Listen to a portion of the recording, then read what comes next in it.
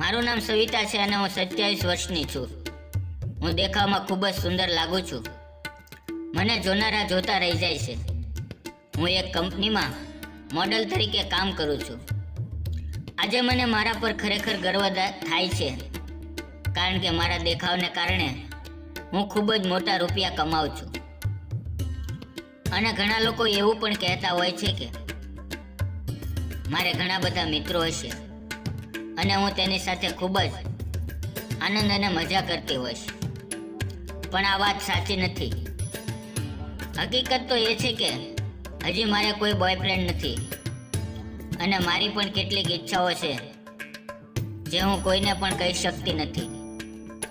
મને પણ એવી ઈચ્છા થાય છે કે હું મારી ઉંમરના વ્યક્તિઓ સાથે મજા કરું, પરંતુ હું કામની અંદર એટલી વ્યસ્ત હોઉં છું કે હું કોઈ સાથે મિત્રતા કરી શકતી નથી. આ વાત એ સમયની છે જ્યારે મારે એક ફોટોશૂટ કરવાનું હતું અને મારે શિમલા જવાનું થયું. મારા ફોટોશૂટના કાર્યક્રમમાં મારી ટીમ મારી સાથે રહેતી, પરંતુ અહીંયા મારી ટીમ આવવાની નહોતી. તેની જગ્યાએ ત્યાં બીજી ટીમ હતી. બીજા દિવસથી અમારું ફોટોશૂટ ચાલુ થયું. આખો દિવસ ફોટોશૂટ કર્યા બાદ સાંજના એક વ્યક્તિ મારી પાસે આવ્યો, જે પોતે કેમેરામેન હતો. તેણે મારા હાલચાલ પૂછ્યા અને મારી સાથે સેલ્ફી લેવાની ઈચ્છા વ્યક્ત કરી. હું મારા ટીમ મેમ્બરોને ના પાડી શકતી નથી, એટલે મેં તેને સેલ્ફી લેવાની હા પાડી.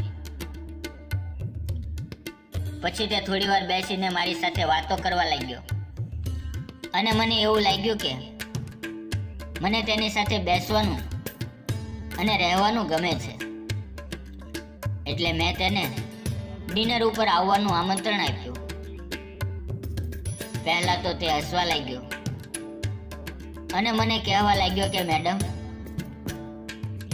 તમે મારી સાથે મજાક તો નથી કરતા ને?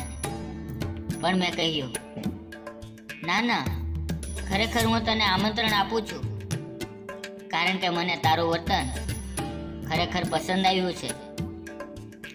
જેથી જો તું સાંજે ફ્રી હોય તો આપણે સારી હોટલમાં ડિનર ઉપર જઈએ. અને તેણે મને તરત જ હા પાડી. હું પણ ખુશ થઈ ગઈ, કારણ કે જેની હું લાંબો સમયથી રાહ જોઈ રહી હતી તે ઈચ્છા મને પૂરી થતી નજરે આવી રહી હતી. અમે બંને એક કારમાં બહાર ગયા અને શહેરના એક સુંદર મજાના રેસ્ટોરન્ટની અંદર અમે જમ્યા. જમતા જમતા તે વ્યક્તિએ તેની વિશે મને થોડું ઘણું જણાવ્યું અને તેને તેની જૂની લવર વિશે વાત કરી. પહેલા તો મને ખૂબ જ દુઃખ થયું, પરંતુ તેની વાત પૂરી સાંભળ્યા પછી મેં તેને સામેથી પૂછી લીધું કે હું તને કેવી લાગુ છું. આ સાંભળીને પહેલા તો તે થોડું શરમાઈ ગયો અને મને કાંઈ જવાબ ન આપ્યો. પરંતુ મેં બીજી વાર જ્યારે પૂછ્યું ત્યારે તેણે મને હા પાડી અને મને ખરેખર ખૂબ જ ગમ્યું. આટલા સમયથી હું એકલા મજા લેતી હતી. તેની જગ્યા પર હવે મારા પણ દિવસો આવ્યા હતા કે હું મારા મિત્રો સાથે સારી રીતે મજા કરી શકું.